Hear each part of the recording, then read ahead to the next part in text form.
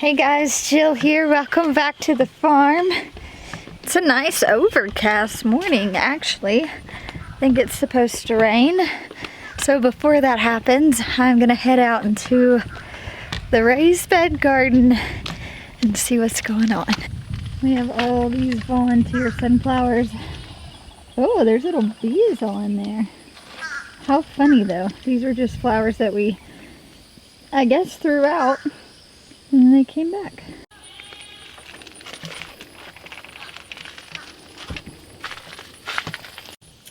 We've got our dahlias here. We've been pruning regularly. I have been cutting some off, but that's what this 48-foot long bed is. And that 48-foot long bed is just our dahlia production. I see some blooming down here. We got the wild blackberries coming in all the way from the cottage garden. And I trimmed these this year. Look at that. What a what a wayward little wild plant you are. Alright, let's look at these. How pretty. I love these little, they're like called ball dahlias. I really like them. So these are looking pretty good. We've got Charlie's flowers that are just spent. I am letting some of them dry so that I can save the seeds from them. But as you can see, really, I need to go through and just rip a bunch of this up.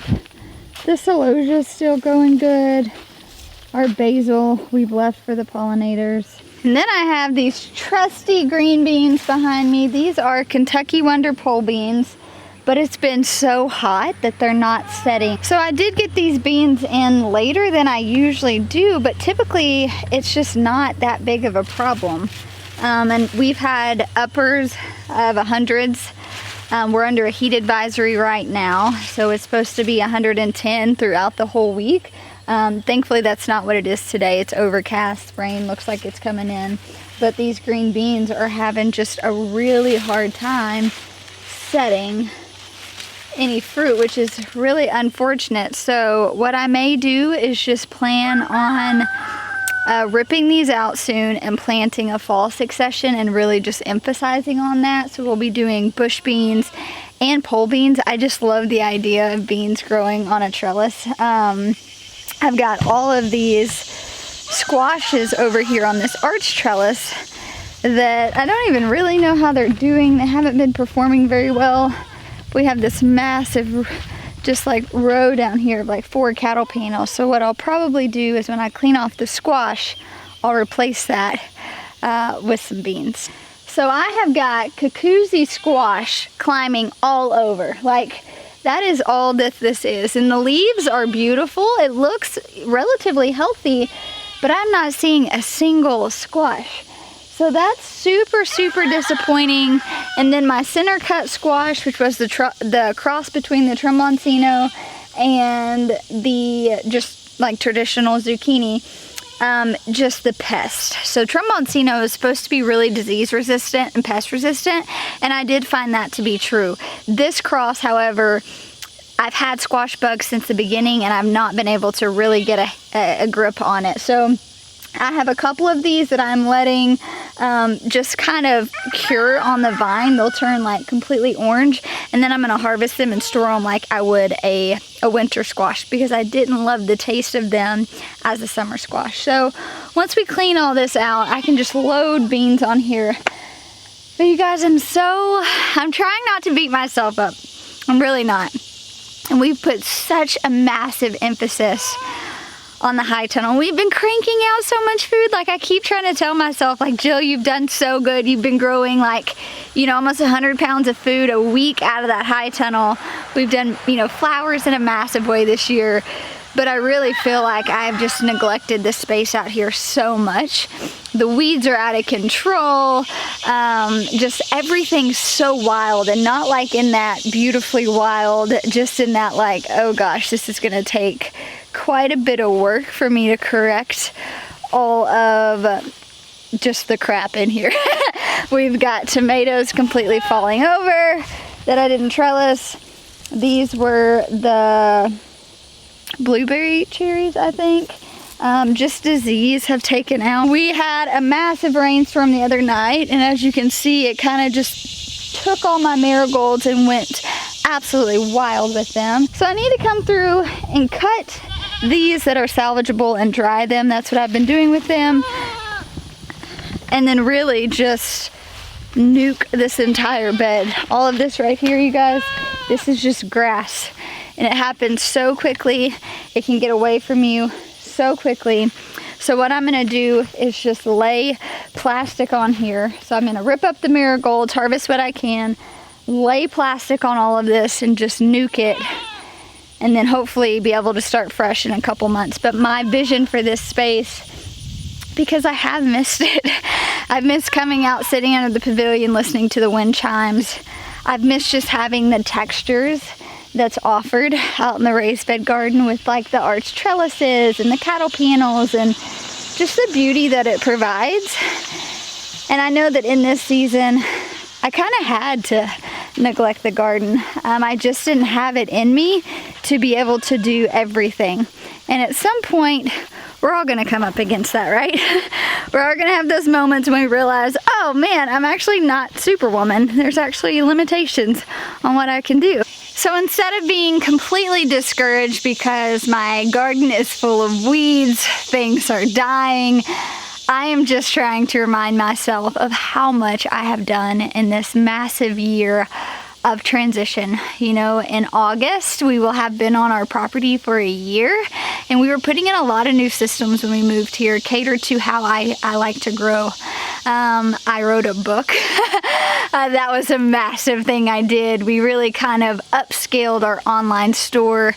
And then first and foremost, I'm a wife and a mother, and that always is gonna take precedence over anything else. And so sometimes that looks like a neglected garden.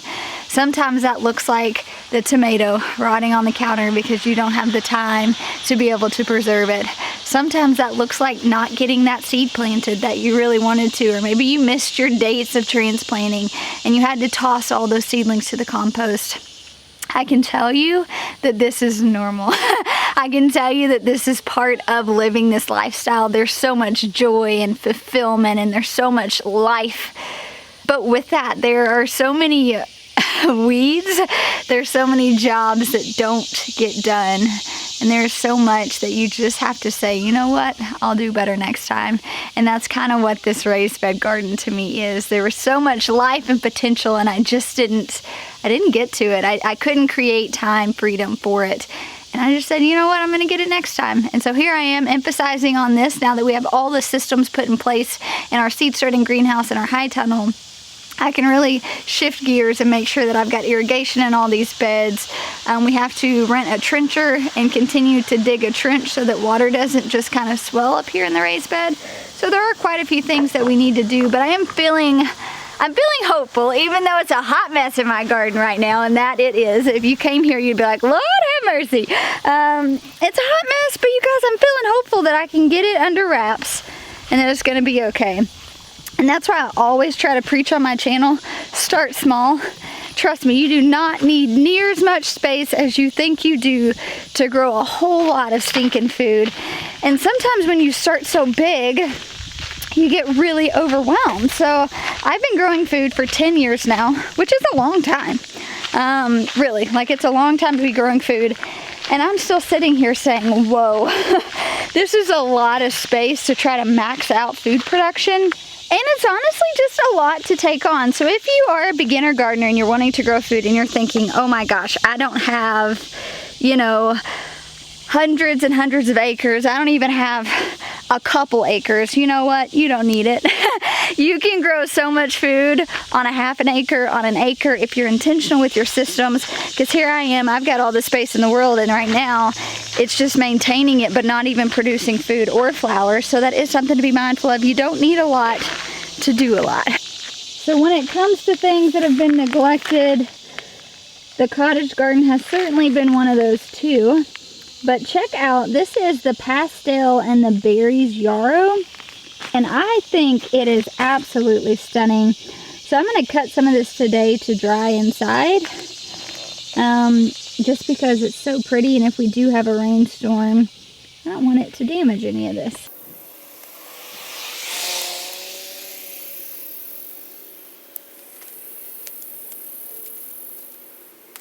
Alrighty, check out how pretty this is. So I had all these hopes for dried flowers this year because I thought it would be fun if I offered like make your own ornaments on our website for Christmas time. So have like just a little wooden wreath and then all these different dried flowers they could make their own. Now I don't know that I dried enough or even grew enough this year to see that actually come to pass. But even if I didn't, I can still make some for my own family, and that'll be a really fun project for the kids to do this winter. Now I am starting to feel a couple raindrops, and I do have my big fancy camera out here, so I don't want to get that wet.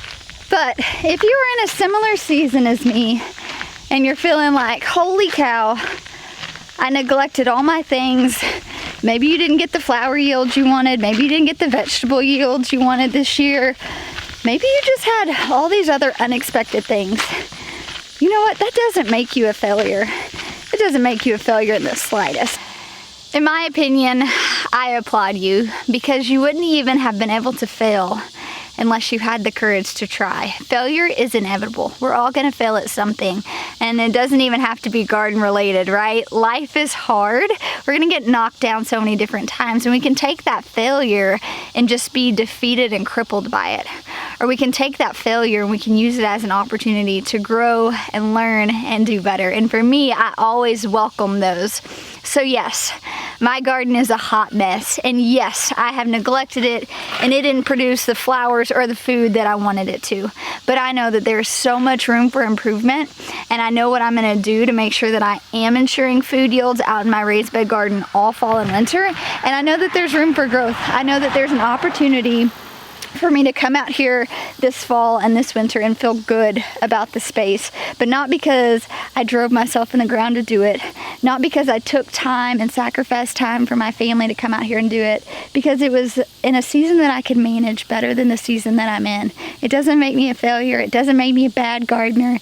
It makes me a real life human being who has flaws, who is limited on time, and honestly isn't perfect, and neither is my garden. And I wanted to share this with you today because I know it is so easy to get overwhelmed and compare ourselves to other gardeners and influencers. And, you know, I mean, I could be driving past a garden and be like, oh my gosh, why did I never think of that? I should have implemented that on my farm. It's human nature, right, for us to compare ourselves. That's something we have to be very intentional to kind of shut out. And so I just want to speak to you today. If your garden's wild, if your whole farm is just a hot mess right now, I'm raising my glass to you because mine is too. And you know what? There's so much room for grace for ourselves, and there's so much room for growth on our farms and our homesteads that it is not at all a setback. It's just an opportunity for us to do better in the next season, and I'm looking forward to showing that with you guys. But I am getting wet, so I'm gonna hurry up and go inside. Thanks for hanging out with me today. I'll talk to you soon.